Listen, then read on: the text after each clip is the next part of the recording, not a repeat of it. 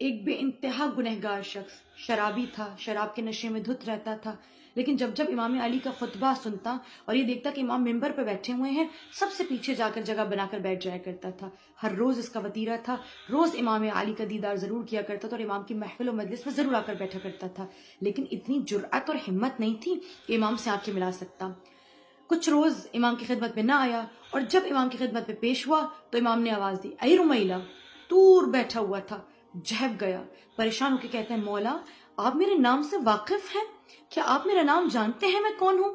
امام فرماتے ہیں، اے رمیلہ، نہ صرف تم میری نگاہ میں ہو، تمہاری ہر حرکات و سکنات میری نگاہ میں ہیں، ہم جانتے ہیں تم کیسے ہو، ہم جانتے ہیں تم ہم سے کتنی محبت رکھتے ہو۔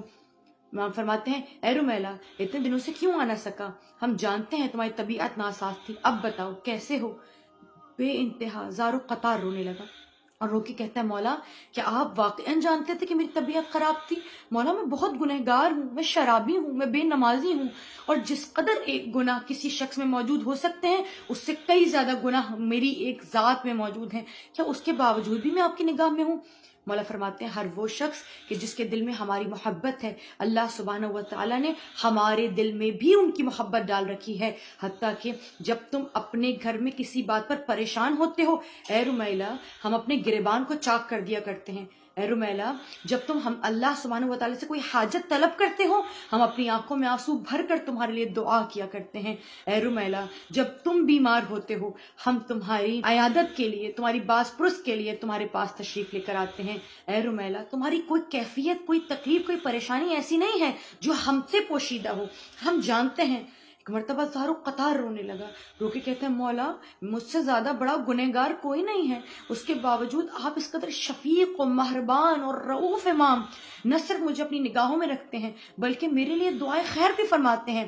مولا فرماتے ہیں، اے رمیلہ، ہر وہ شخص کہ جس کے دل میں ہمارا عشق اور محبت ہو، نہ صرف ہم بلکہ عرش بری پر ملائکہ اس شخص کا نام جانتے ہیں، اور نہ صرف نام جانتے ہیں بلکہ اس شخص کی ہدایت کے لیے، اس کی مغفرت کے لیے، اس کے تمام تر کاموں میں آسانی کے لیے اللہ سبحانہ و تعالیٰ کی راہ میں اس کے بلندی درجات کے لیے دعا کیا کرتے ہیں، اور ہمیشہ تمہارے لیے دعائیں طلب خیر و برکت کیا کرتے ہیں۔ ایک مرتبہ سنا اور زار و قطار ہو کے کہتا ہے، مولا مجھے قسم ہے کہ اس کے بعد اب کبھی کوئی گناہ انجام نہ دوں گا، اسے گناہوں کی کیا ضرورت ہے، اسے نفس کی سرکشی کی کیا ضرورت ہے، اسے نفس کے تابع ہونے کی کیا ضرورت ہے، جس کا امام آپ جیسا امام ہو۔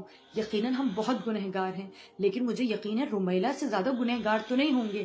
جب ان جیسے لوگوں کو امام اپنی نگاہ میں رکھتے ہیں تو کیوں کر ممکن ہے کہ ہم امام کی نگاہ سے اوجھل ہوں؟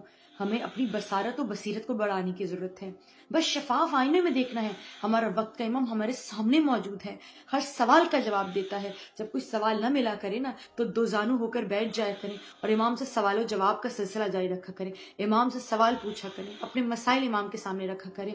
ہم دیکھیں گے کہ وقت کے امام ہم سے بہت زیادہ مہربان ہیں، وہ ہمارے منتظر ہیں، ہم ان کے منتظر نہیں ہیں، وہ ہمارا انتظار کر رہے ہیں۔ انشاءاللہ ایک محبی کا رشتہ اپنے امام سے ایسے ہی ہونا چاہیے کہ جیسے ایک ماں کا رشتہ اپنے بچے اور ایک بچے کا رشتہ اپنے ماں کے ساتھ ہوا کرتا ہے۔ جب بچے کو کوئی تکلیف ہوتی ہے تو بچے کو بتانے کی ضرورت نہیں پڑتی، آنکھوں میں دو آنسو نہیں آتے، ماں سمجھ جاتی کہ اس سے کیا تکلیف و پریشانی ہے۔ حقیقتاً ہمارا وقت کا امام ہم سے ہماری ماں سے زیادہ شفیق و مہربان ہے۔